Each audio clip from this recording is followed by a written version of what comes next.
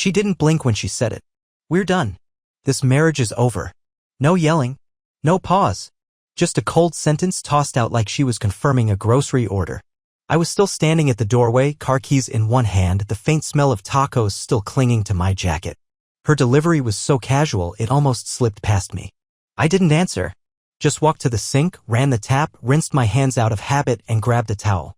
The silence between us swelled, heavy like storm clouds that refused to break. She stood behind the island counter, arms crossed but loose, lips pressed together like she was waiting for a tracking number, not a response. Did you hear what I said? She asked. I nodded. Yeah, I heard.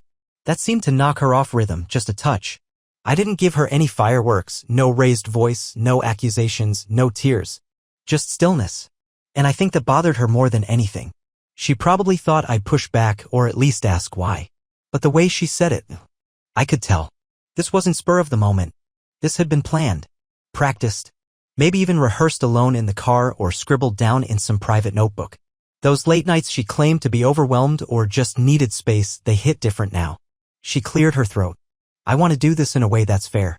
As little mess as possible. That phrasing, do this, like we were dissolving a business.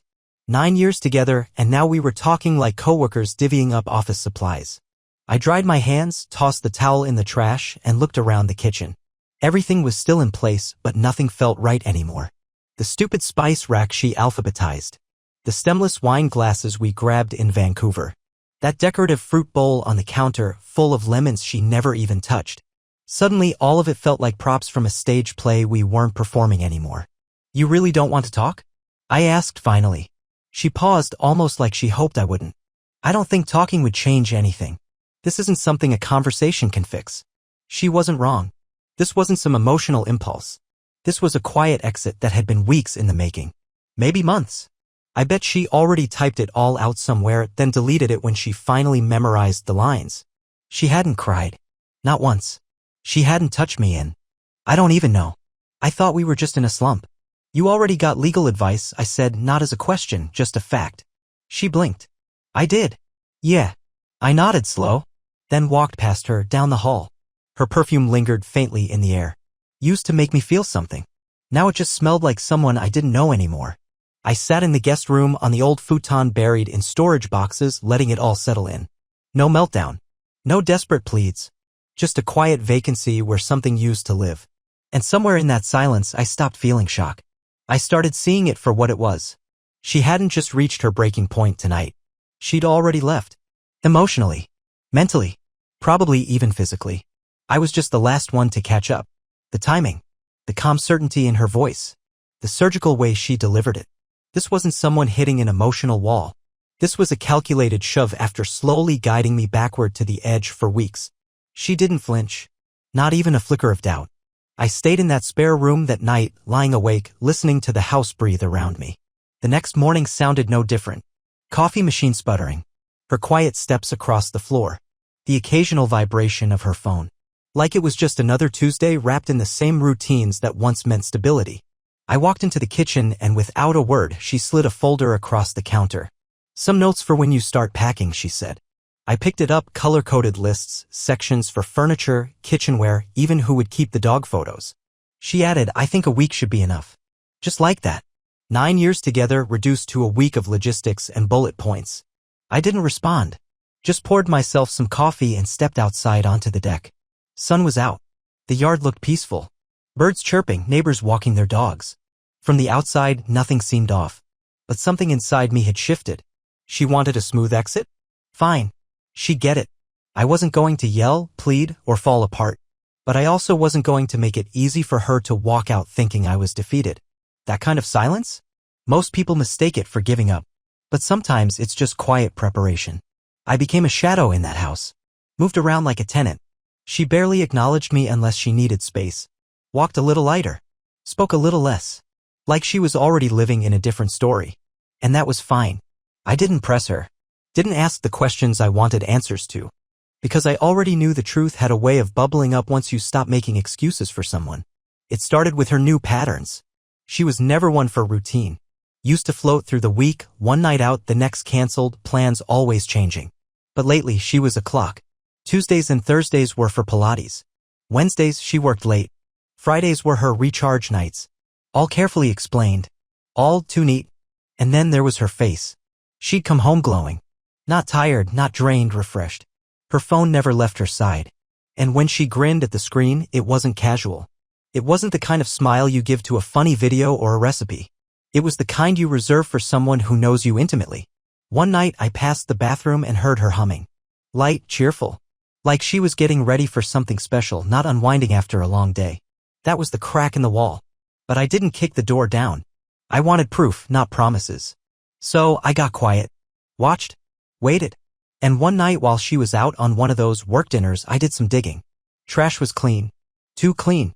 No receipts, no wrappers, not even a sticky note. She was covering her tracks with care. But people like that always miss one thing. Tucked deep in the bottom of a drawer in the home office was an old planner. Mostly blank, but a few entries from months back still lingered. One line jumped out, 3 letters circled tight like they meant something. Jam? It didn't take much to guess that wasn't shorthand for a meeting.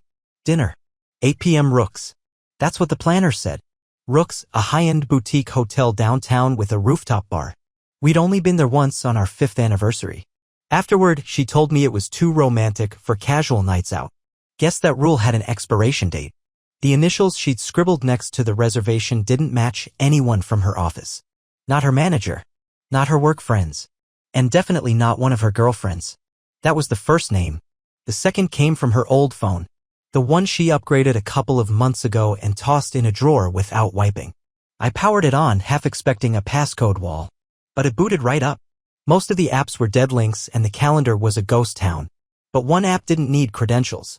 Venmo. She'd stayed logged in. I scrolled, expecting nothing, but there it was buried in the routine. Pizza with Megan. Lift from yoga. Then 2 entries that hit like a good punch. Same name, Jim. First one, $160. Memo read, our spot. Second one, $40. Cab after wine. Thank you. Both lined up with nights she'd claimed were hers alone to recharge. My hands turned ice cold. This wasn't moving on. This was dual living. She had spent weeks, maybe months, splitting herself in 2, building a brand new world behind my back, all while sleeping a few feet away. She wasn't reckless, she was surgical. The quiet goodbye. The businesslike detachment. She wasn't trying to escape anything. She was upgrading. But here's what she didn't count on: people notice when they stop being seen. And I had noticed everything. I didn't bring it up. Not the Venmo logs. Not the planner. Not even the initials. I just watched. 2 nights later, she came in wearing makeup again. Hair done. Lips colored in a shade I hadn't seen in weeks.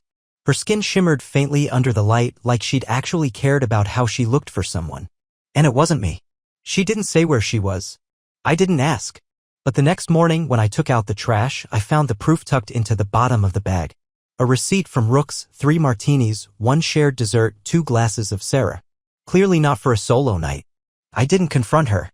I just folded it, tucked it into my wallet, and kept going. Not for revenge. For record. She thought she was building something perfect, seamless. I was just waiting for the thread that would unravel it all. Saturday morning gave me the break. She left her laptop open while showering. I wasn't digging. It was right there, screen still lit. No passwords. Just open. And on the screen? LinkedIn. She wasn't networking. She was using it like a shadow inbox. Tucked between industry invites and endorsement requests was a private chat thread, long and personal. That's where I found him. M. Not a colleague. Not an old friend. A guy she met at some corporate wellness panel 3 months back. Her company had sent her, and apparently she brought more than talking points home. The messages started professional. But that didn't last long. Small compliments turned suggestive. DMs grew into paragraphs. She poured herself into them. And then came the line that hit harder than anything I'd seen so far. I feel like I live with someone who's physically there but emotionally absent. She wrote that. About me. Said she was always the one putting in effort. That I never pushed back. That it felt like she was in a one-person relationship. Not angry. Just resigned. That was the twist of the knife. Not the affair. Not even the lies. It was the rewrite of who I was. Like she'd erased everything good just to justify what came next. It wasn't even vicious. That's what cut the deepest. It was casual. Detached. Like all of it, our life, our vows, our inside jokes had just been shelved without resentment, without grief. That's what cracked something open in me. She didn't hate me. She wasn't bitter. She was just finished. calmly entitled to her exit. One paragraph stuck with me longer than I wanted it to. He's not a bad man. He just stopped being curious. I want someone who still wants to unravel me, not organize me like a bookshelf. I read that line over and over. It felt like it had been written with a scalpel. Justin's replies were always perfectly timed, warm, witty, just romantic enough. He played the outsider's part well. No real-world burdens. No bills to split or in-laws to visit. Just the borrowed excitement of someone else's wife on borrowed nights. I kept reading. Past the wine tastings they planned. Past the overnight hotel dates. Past the dumb little nicknames they gave each other that once would have belonged to me. And then I found it, the one message that didn't try to hide anything. When he moves out, I want that weekend for us. It was there. A date. Circled on her calendar. The same one she'd given me to pack up my things. That was the finish line. That was the day I was supposed to vanish quietly so she could finally step into her new beginning. I closed the laptop, stood up, and walked straight out of the house. I didn't stop. Not at the corner. Not after a few blocks. I walked until the cold turned my face numb and the burn in my legs grounded me in something real. I passed the coffee shop where we used to split pastries on Sunday mornings. Past the park bench where she once cried into my shoulder after her miscarriage. I let those places burn in my memory and then dissolve. One by one. By the time I made it home, I knew what needed to happen. This wasn't about making a scene. It wasn't about revenge. It was about correcting the narrative. She wanted to rewrite me as a relic, something to be outgrown, boxed up, and left behind. So I decided to introduce her version of growth to the light. First stop, her parents. They'd always been warm toward me. Maybe too much.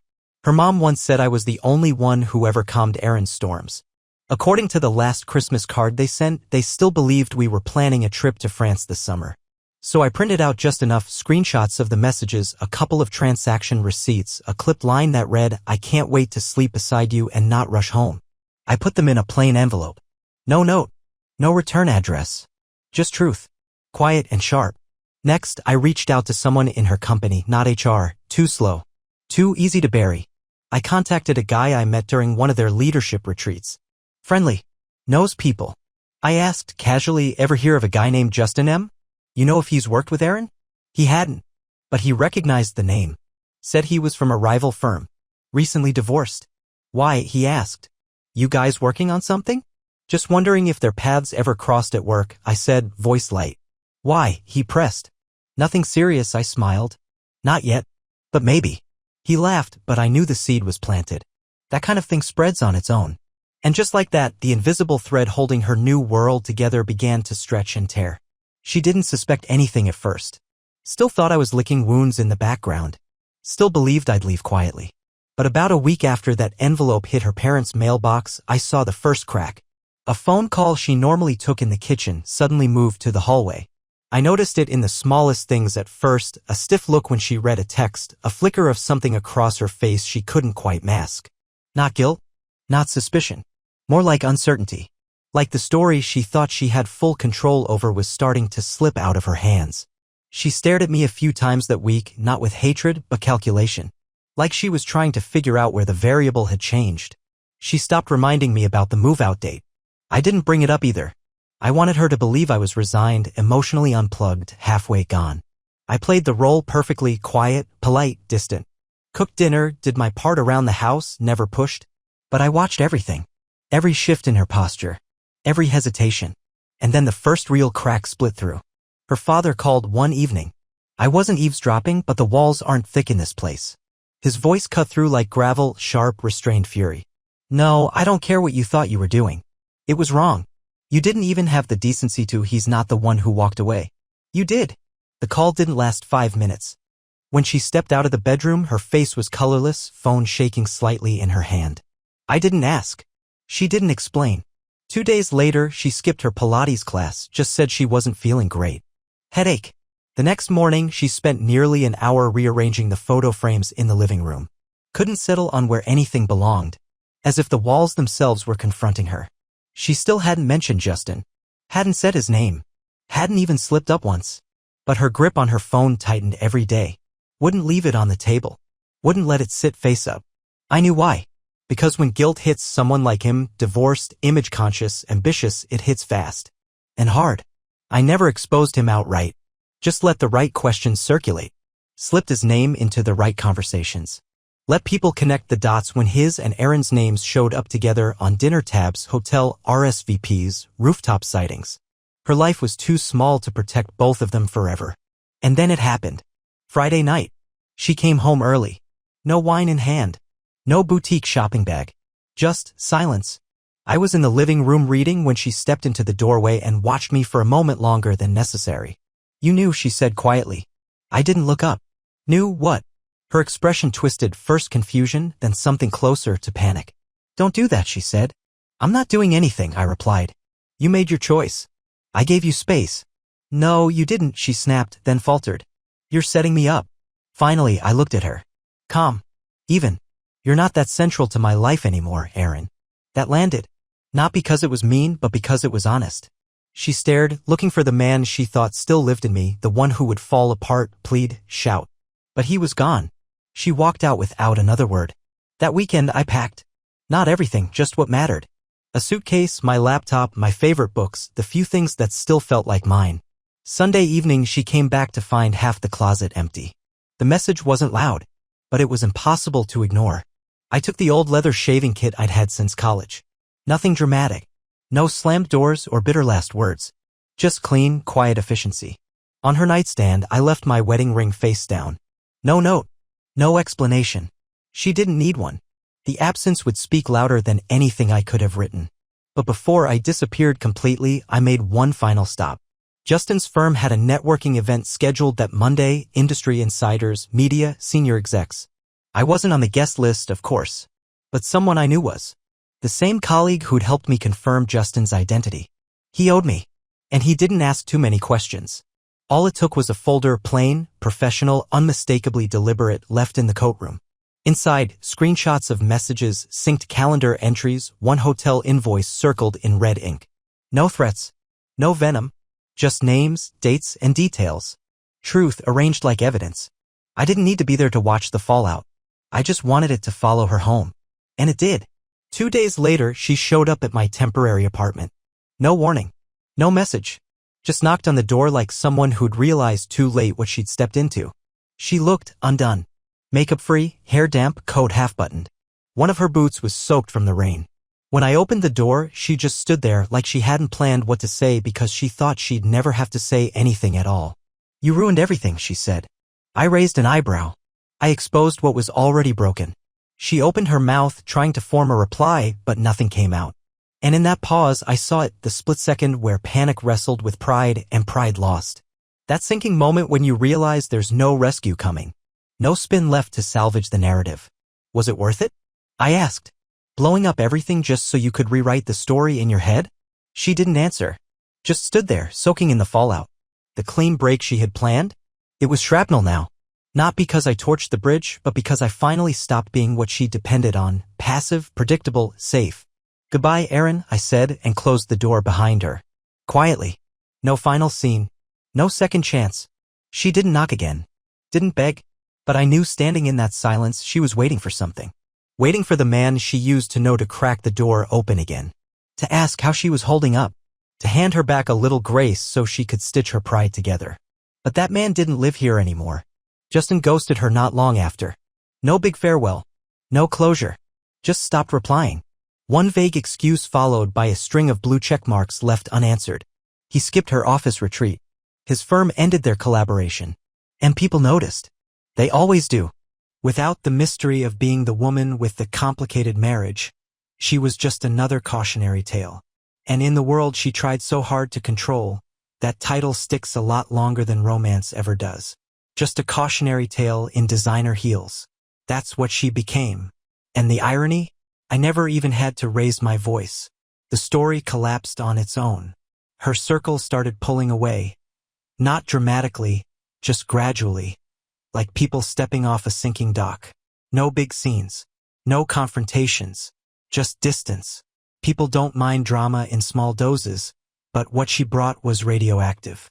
And when it leaked out that Justin wasn't just separated when they first started up, but still technically married until their second hotel rendezvous.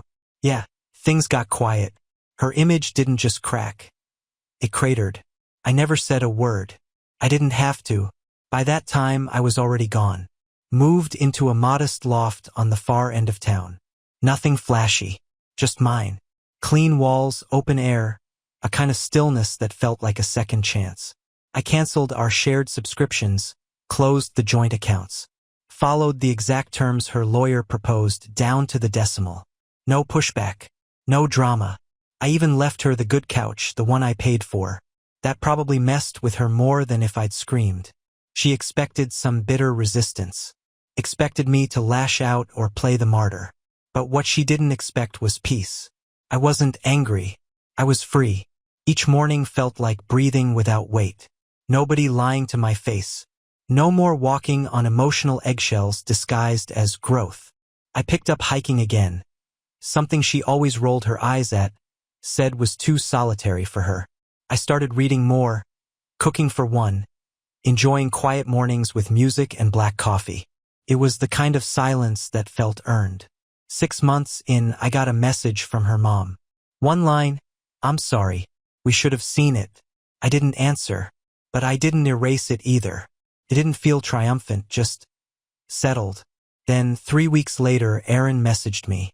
I thought I knew what I wanted. I was wrong. I looked at it the way you glance across a room at someone you used to love. Familiar but distant. I felt nothing sharp. No longing. No anger. Just recognition without attachment. I let the message sit for a day, then deleted it without reading it again. Someone later mentioned she moved out of our old place. Said the house felt heavy. Too many echoes. Or maybe too many people had stopped pretending. I didn't follow up. Didn't scroll her socials. Didn't once return to that street. Not because I was running, but because I was finished. Completely. Some endings don't need closure. They need silence. Not out of cruelty, but out of respect for the version of you that crawled through the fire and came out breathing. She thought ending our marriage would break me. That I'd become some lingering shadow in her shiny new life. But I didn't haunt her. I walked away, and that's what she never recovered from.